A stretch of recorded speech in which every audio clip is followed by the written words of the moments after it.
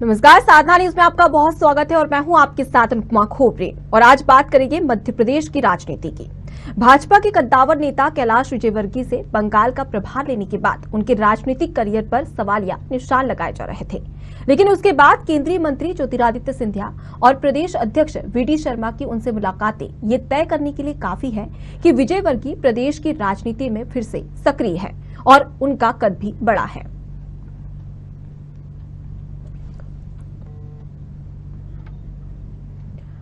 तो अगर लगातार देखा जाए तो राष्ट्रीय महासचिव कैलाश विजयवर्गीय बंगाल की बात कर ले, गुजरात, हरियाणा या पश्चिम बंगाल की बात कर ली जाए तो सभी प्रदेशों में उनकी राजनीति काफी सक्रिय रही है और कई बार सफलता भी मिली है।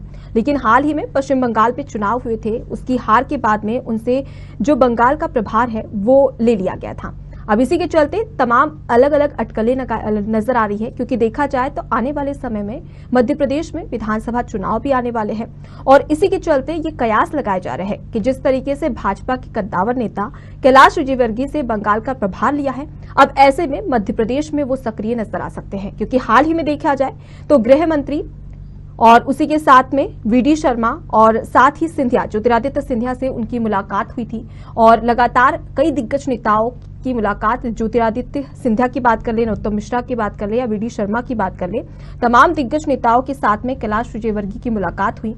और ऐसे में ये अटकलें लगाई जा रही है कि अब मध्य प्रदेश की राजनीति में एक बड़ा बदलाव हो सकता है और इस बदलाव को हम कह सकते हैं कि कैलाश विजयवर्गीय अब मध्य प्रदेश की राजनीति में सक्रिय नजर आएंगे। अगर हम राष्ट्रीय महासचिव कैलाश विजयवर्गीय की बात कर ले तो ये इंदौर से महापौर भी रह चुके हैं और ऐसे में कहीं ना कहीं देखा जाए तो मध्य प्रदेश में जो इनका राजनीतिक करियर है वो काफी अहम माना जाता है। हरियाणा की बात कर ले या गुजरात की बात कर ले या पश्चिम बंगाल, वहां पर भी इनका अच्छा प्रदर्शन है और इसी के चलते केंद्र सरकार ने राष्ट्रीय महासचिव कैलाश विजयवर्गीय को बनाया और अब ये अटकलें सामने आ रही है कि मध्य प्रदेश की राजनीति में कैलाश विजयवर्गीय एक बार फिर से सक्रिय नजर आएंगे।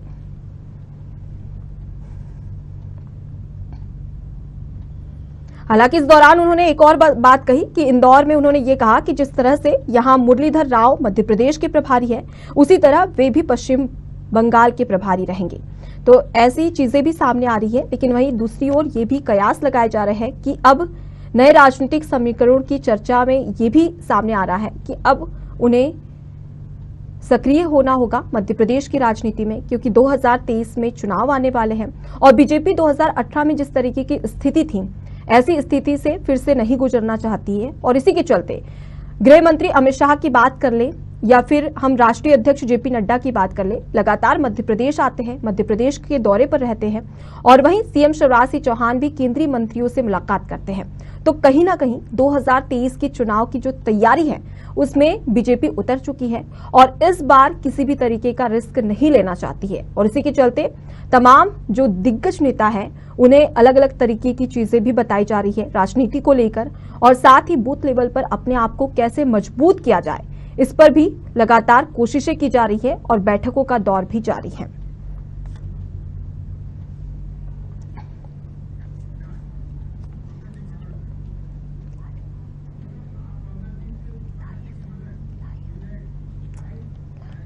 तो इसी खबर पर और भी जानकारी के लिए सीधे रुक करते हैं, हमारे साथ में न्यूज हेड पंकज दीक्षित जी लाइव जुड़ चुके हैं। पंकज जी, अगर देखा जाए तो भाजपा के कद्दावर नेता कैलाश विजयवर्गीय से बंगाल का प्रभार ले लिया गया है। अब अगर देखा जाए तो तमाम ऐसे मध्य प्रदेश के दिग्गज नेता हैं, उनसे उनकी मुलाकात भी हो रही है। तो ऐसे में क्या समझा जाए कि मध्य प्रदेश की जो राजनीति है उसमें अब कैलाश विजयवर्गीय सक्रिय नजर आएंगे? बिल्कुल अनुपमा, जो समीकरण दिख रहे हैं बनते हुए जी, ऐसा लग रहा है कि कैलाश विजयवर्गीय जी एक बार फिर से मध्य प्रदेश की राजनीति में हस्तक्षेप करने जा रहे हैं, बल्कि हस्तक्षेप कर, क्योंकि शुरुआत तो तभी हो गई थी जब इंदौर के मेयर प्रत्याशी की बात चल रही थी जी। और पहले एक नाम आया था सामने, लेकिन उसके बाद में पुष्पमित्र भार्गव का नाम आया, फिर कैलाश विजयवर्गीय लगातार उनके साथ में देखे गए। तो ये राजनीतिक हलकों में इस पर सवाल उठते रहे या बातचीत होती रही कि कैलाश विजयवर्गीय जी के द्वारा जो है पुष्पमित्र भार्गव जी का टिकट पाया गया है। बहरहाल सच जो भी हो, लेकिन इतना तय है कि कैलाश विजयवर्गीय जी के माध्यम से या उनका बड़ा सपोर्ट रहा पुष्पमित्र भार्गव जी को, तो ये तय है कि तभी से शुरुआत लग रहा था कि मध्य प्रदेश की राजनीति में जो है कहीं उनका हस्तक्षेप होना शुरू होगा जी और उसके बाद में खबर आई कि उनसे बंगाल का प्रभार ले लिया गया है, जी तब ऐसा लग रहा था और राजनीतिक जो गुरु थे वो ये भी पाए गए थे कि अब कैलाश विजयवर्गीय जी का करियर शायद राजनीति का अस्तांचल की हो। जी 66 वर्ष की उनकी उम्र हो गई है। लेकिन कहते हैं कि राजनीति में जितना आदमी पुराना होता है वो उतना ही ज्यादा मजबूत होता जाता है और ऐसा पिछले दिनों से लग भी रहा है क्योंकि जैसे ही उनका प्रभार लिया गया जी उसके बाद में जब वो इंदौर एयरपोर्ट पर उतरे, मीडिया उनसे रूबरू हुआ और उनसे बातचीत की तो उन्होंने साफ कहा कि मुझसे मैं अभी भी बंगाल का प्रभारी हूँ। जी उन्होंने इसे साफ मना किया कि प्रभार लिया गया।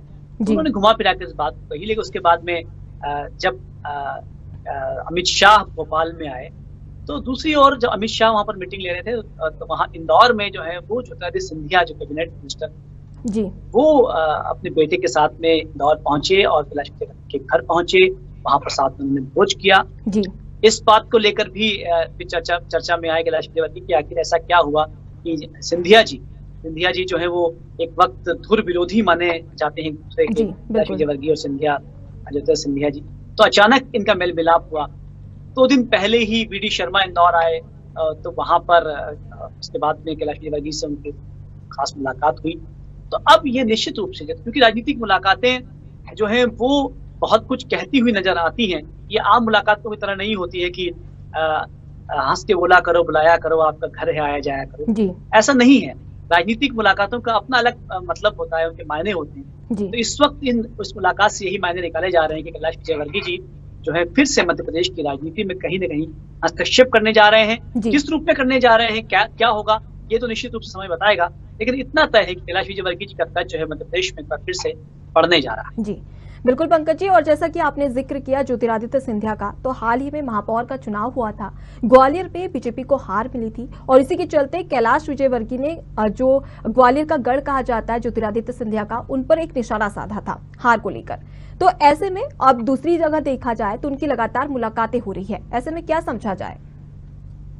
बिल्कुल यही बात है कि जब आप क्योंकि चलिए अब तो आप सिंधिया जी जो है ज्योतिरादित्य सिंधिया भाजपा में है, कैबिनेट मिनिस्टर हैं, अच्छे पद पर हैं। जब वो कांग्रेस में थे, जब वो एमपीसीए के चुनाव लड़े थे और उनके सामने कैलाश विजयवर्गीय लड़े थे और वो हार गए थे, तो कैलाश विजयवर्गीय ने ये कहा था कि हमने राजा को जो है वो गली गली भटकने के लिए मजबूर कर दिया जी। और तो ये और उसके बाद में सिंधिया ने भी कटाक्ष किया था। तो एक दौर था जब एक दूसरे के दोनों विरोधी थे, लेकिन बावजूद उसके अब राजनीति में समय बदलता है, लोग पास में आते हैं, लेकिन ये जो नजदीकियां हैं ये निश्चित रूप से लोगों के लिए बड़ी सबब बनी हुई है, सवाल बनी हुई है कि आखिर इतनी नजदीकियां क्यों?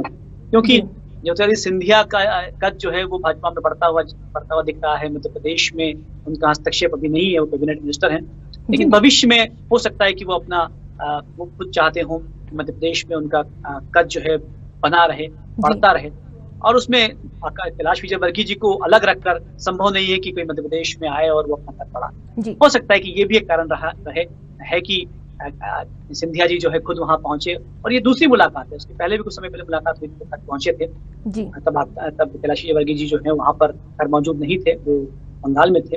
और ये दूसरी मुलाकात है, लेकिन इस वक्त कैलाश जी मौजूद थे और पूरा परिवार मौजूद था, पूरा पारिवारिक मिलन हुआ, उस हमने देखा और बहुत अच्छे विनम्रता के साथ में वो मिले और बहुत प्रेम से उन लोगों ने बातचीत क्या हुई पर्दे के पीछे ये पता नहीं है, लेकिन जो सामने सब कुछ दिखा मीडिया को, उसमें लग रहा था कि दोनों में बहुत प्रेम भाव से बात की जा रही है और कहीं न कहीं दोनों में जो है वो सामंजस्य बनता हुआ दिख रहा है। जी तो बिल्कुल पंकज जी, अगर देखा जाए तो अलग अलग अटकलें भी यहाँ पर सामने आ रही हैं। एक और जब कैलाश विजयवर्गीय जी से पूछा जाता है तो उन्होंने ये भी कहा है कि पश्चिम बंगाल में वो अभी भी सक्रिय है और वो प्रभारी का जो पद है उसका कार्यभार भी संभाल रहे हैं। और जो उन्होंने बताया कि उन्हें हटा दिया गया है, इस जो खबर है उसको उन्होंने भ्रामक भी बताया।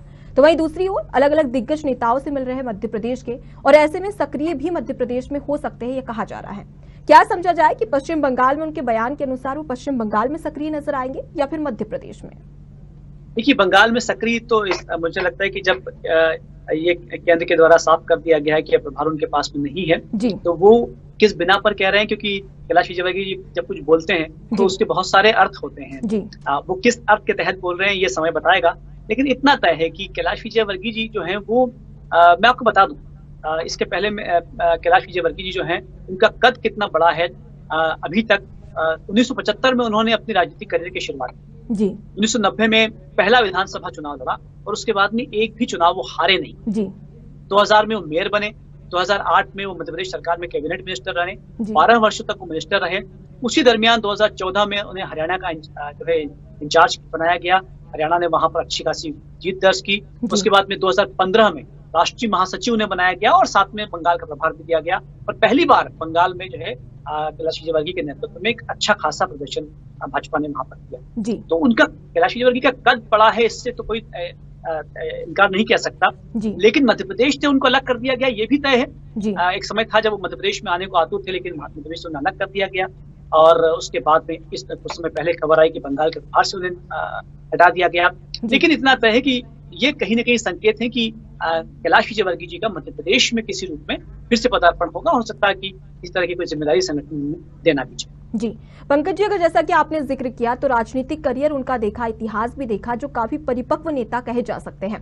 ऐसे में अगर मध्य प्रदेश की राजनीति में सक्रिय नजर आते हैं तो 2023 में बीजेपी को कितना फायदा होगा कैलाश विजयवर्गीय से? निश्चित रूप से कैलाश विजयवर्गीय जी देखिए सामंजस्य बनाने के लिए जाने जाते। जी वो जब कोई दो लोग यदि अलग अलग हैं तो कैलाश विजयवर्गीय जी को आप बता दीजिए तो वो जाकर उन्हें मुलाकात करवा देते हैं। जी कोई साधु संत कोई नाराज हो गया, कैलाश विजयवर्गीय वहां पर पहुंचते हैं और तुरंत जो है उसे मना लेते हैं। जी तो कैलाश विजयवर्गीय रूठों को मनाने के लिए माने जाते हैं। वो जी। बहुत जल्दी जो है लोगों को अपनी बातों से मनवा लेते हैं।